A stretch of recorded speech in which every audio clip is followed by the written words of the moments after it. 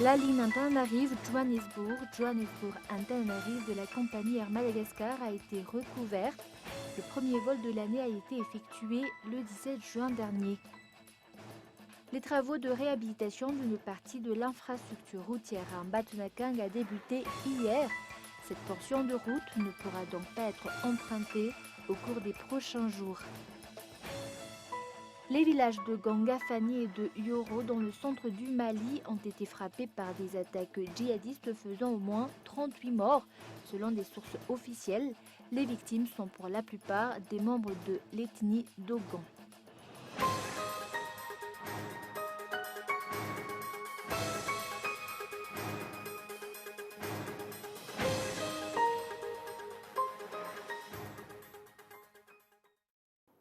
Mercredi 19 juin 2019, bonsoir à tous et bienvenue dans cette nouvelle édition du journal en version française sur Cool TV.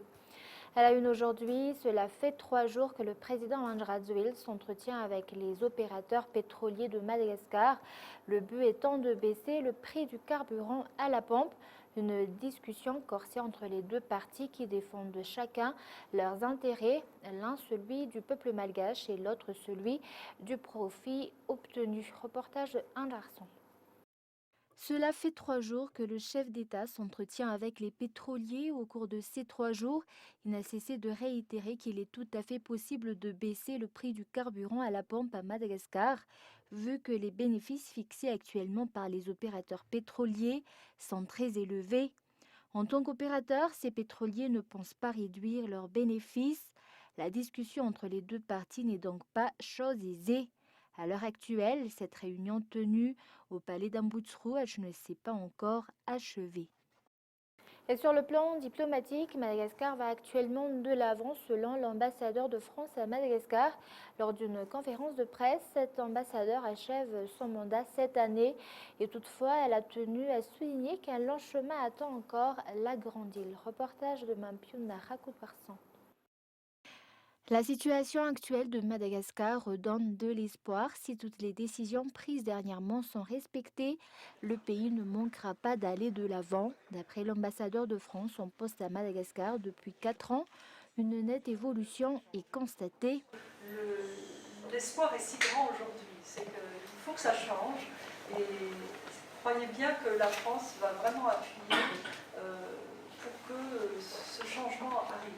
Et j'ai bien conscience que les malgaches l'attendent et qu'ils n'arrivent pas.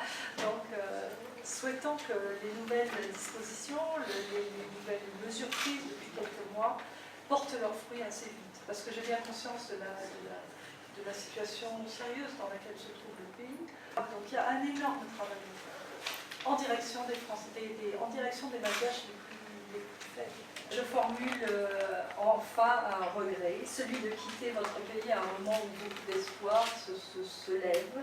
Et je souhaite de tout cœur que cela se traduise par une meilleure vie pour les malgaches et par un développement qui soit tout à fait en harmonie avec son environnement régional, avec son environnement africain et mondial. D'autre part, au cours d'un point de presse, plusieurs sujets ont été abordés dans la relation entre la France et Madagascar, notamment la situation des îles éparses. Les chefs d'État des deux pays sont actuellement à la recherche d'un compromis à ce sujet. Selon cet ambassadeur, il s'agit là d'une étape importante qui sera bénéficiaire pour chaque partie. La question de l'insécurité dont les ressortissants français sont souvent victimes a également été mise sur la table. Les efforts effectués par les dirigeants actuels sur ce point sont tangibles, ce qui a eu pour résultat de réduire les cas de kidnapping. Cet ambassadeur a renforcé que la France est prête à collaborer et à soutenir Madagascar dans cet axe. L'indépendance de Madagascar vis-à-vis de la France, chacun doit tourner la page et aller de l'avant. En ce qui concerne l'obtention de visa vers la France, Véronique Voulant a renforcé que des mesures allaient être prises afin que les étudiants et les travailleurs malgaches puissent en bénéficier. Toutefois, il faudra tout de même mettre en place des mesures pour lutter contre l'immigration illégale. Pour rappel, le mandat de cet ambassadeur à Madagascar prend fin cette année. Elle va partir après avoir effectué un mandat de 4 ans au sein du pays. Et sur le plan économique, la ligne Antananarive-Johannesburg de la compagnie Air Madagascar a été recouverte. Le vol inaugural a été effectué le 17 juin dernier. Reportage. Air Madagascar est actuellement en pleine période de redressement. Depuis le 17 juin dernier, la ligne Antananarive-Johannesburg a été rétablie. Cette ligne n'est pas très prisée toutefois. Elle va servir de départ pour augmenter les vols effectués par cette compagnie aérienne, un avantage pour le pays. L'Afrique du Sud est une zone propice aux affaires. Nous n'avons pas à aller loin pour avoir accès à cette zone. En matière d'études universitaires, l'Afrique du Sud a beaucoup évolué. De plus en plus de Malgaches choisissent d'y poursuivre leurs études supérieures. Et enfin, l'Afrique du Sud est une destination phare pour le tourisme.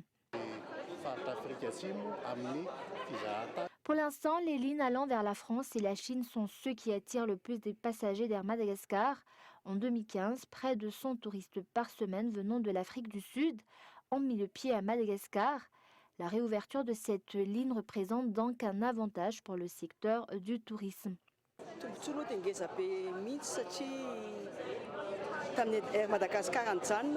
Cette nouvelle ligne aide le secteur du tourisme parce que les gens qui viennent d'Afrique du Sud veulent des plages. Et à Madagascar, nous avons beaucoup de jolies plages. Notre objectif, c'est que l'année prochaine, nous atteignions au minimum un chiffre de 2000 à 3000 touristes par an venus d'Afrique du Sud.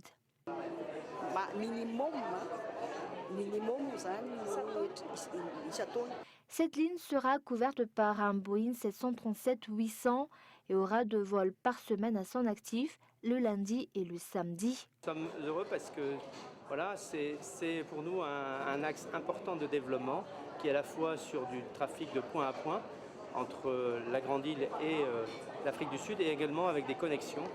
Donc notre atout principal, c'est d'avoir le réseau de Tsaradi en complément pour desservir l'ensemble des destinations de Madagascar. Bien entendu, on a l'intention de capter des passagers qui connectent à Jobour pour venir dans l'océan Indien. Nous allons aussi bénéficier, bien entendu, avec Air Austral, de l'ensemble du maillage de notre réseau pour faire en sorte qu'un passager puisse à la fois utiliser les vols directs sur Tana et également depuis Jobour et puis également via La Réunion. Jusqu'ici, malgré les problèmes que rencontre Air Madagascar, les responsables tiennent à mettre un accent sur le redressement de cette compagnie. D'après les chiffres publiés, de janvier à octobre 2018, on a noté 67 755 passagers pour les vols long courrier, 53 370 pour les vols régionaux et 302 776 pour les vols internes, tandis que le nombre de vols a été estimé à 13 334. Et sur le plan social, les travaux de réhabilitation d'une partie de l'infrastructure routière à Mbatunakang a débuté hier, une tâche qui devrait être achevée avant la fête de l'indépendance, selon le ministère de l'Aménagement du territoire, de l'Habitat et des Travaux publics. Reportage de Mianta Ranjanev. Dans le cadre de l'amélioration des réseaux routiers de la capitale et des travaux de réhabilitation des infrastructures routières, la réhabilitation de la tranche de route depuis site Mbatunakang à Mbuzatouf se poursuit. Une coupure de cette route est donc prévue pour un temps limité.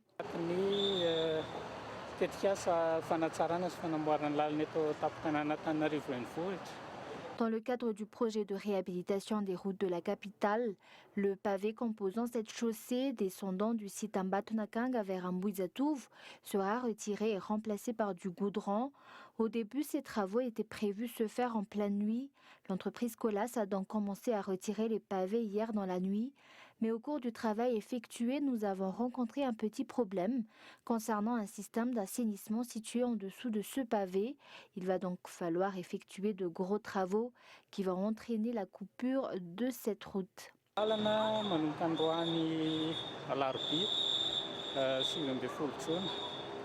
Plusieurs conditions ont été établies afin que les travaux effectués puissent respecter les normes et soient achevés dans les plus brefs délais.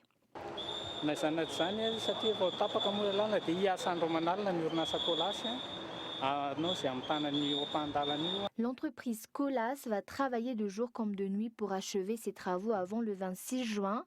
Pour ne pas perturber la circulation un jour de fête, nous nous excusons donc auprès des usagers de la route pour le désagrément entraîné par cette coupure temporaire. À titre de rappel, ces travaux ont débuté hier dans la nuit, des travaux compris dans le projet rue de Tana. Comme mesure d'accompagnement, la gestion de la circulation a été renforcée. Et avant de passer aux actualités internationales, aujourd'hui, un manuel du code d'hygiène a été remis à la commune urbaine d'Anouzatou-Ouest en tant que commune à forte densité de population démunie par Waterred Madagascar, un texte pour soutenir les efforts des autorités locales pour faire régner un ordre sanitaire sur le plan assainissement et hygiène.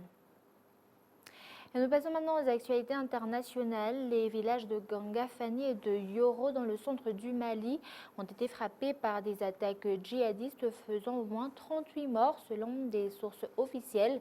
Les victimes sont pour la plupart des membres de l'ethnie Dogon. Reportage de France 24. La région de Mopti, au centre du Mali, est une zone en proie aux affrontements intercommunautaires, principalement entre deux communautés rivales. Les Dogons, peuple de cultivateurs plutôt sédentaires, et les Peuls, des éleveurs plus nomades. Un écosystème local et une compétition sur l'accès à la terre et aux ressources naturelles qui ont rendu chaque communauté dépendante l'une de l'autre et rivale depuis des décennies. Les deux communautés sont parvenues à coexister malgré des incidents fréquents. Mais l'apparition de groupes djihadistes depuis le début des années 2010 dans cette région a considérablement compliqué la donne et accru les tensions, face à un État qui, lui, est impuissant et défaillant. L'État n'est pas en mesure d'appliquer son autorité sur l'ensemble du territoire national. Ça veut dire que dans les circonstances actuelles, vous avez une multiplicité de territorialités contrôlées par des personnages, des individus autoproclamés. Donc c'est déjà aussi le début du délitement et de la déliquescence de l'État. C'est dans ce contexte que des attaques de plus en plus meurtrières ont eu lieu, comme celle du 23 mars dernier, le massacre d'Ogo-Sagou, qui avait fait plus de 160 morts de la communauté Peul. La tuerie la plus sanglante dans le pays depuis la fin de l'opération Serval, lancée en 2013 à l'initiative de la France pour chasser les groupes djihadistes du nord du Mali. Face à cette menace djihadiste, les groupes armés d'autodéfense et les milices se développent. Une flambée de violence contre les civils qu'aucun plan de sécurisation de l'armée malienne ne parvient à enrayer. À la fin de l'enquête sur le crash de MH17 en 2014, 3 Russes et un Ukrainien sont impliqués. Un procès aura lieu en 2020. L'avion a été abattu en-dessus de l'Ukraine en 2014 et 298 passagers avaient péri. Écoutons les explications. Nous allons émettre des mandats d'arrêt internationaux à l'encontre des premiers suspects que nous poursuivrons. Ils seront également placés sur les listes de personnes recherchées au niveau national et international. Et en raison de cela, nous révélerons leur nom complet et nous vous montrerons leurs photos. Le 17 juillet 2014, les 4 suspects se trouvaient dans l'est de l'Ukraine. Ils ont joué un rôle crucial dans le conflit armé et ils étaient haut placés. Et avant de se quitter, un rappel des grands points de ce journal. La ligne Antananarive-Johannesburg de la compagnie Air Madagascar a été recouverte. Le premier vol de l'année a été effectué le 17 juin dernier. Les travaux de réhabilitation d'une partie de l'infrastructure routière en Batunakang a débuté hier. Cette portion de route ne pourra donc pas être empruntée au cours des prochains jours. Et les villages de Gangafani et de Yoro dans le centre du Mali ont été frappés par des attaques djihadistes faisant au moins 38 morts selon des sources officielles. Et voilà, c'est la fin de ce journal. Merci de votre fidélité. Je vous donne rendez-vous demain à la même heure. Au revoir.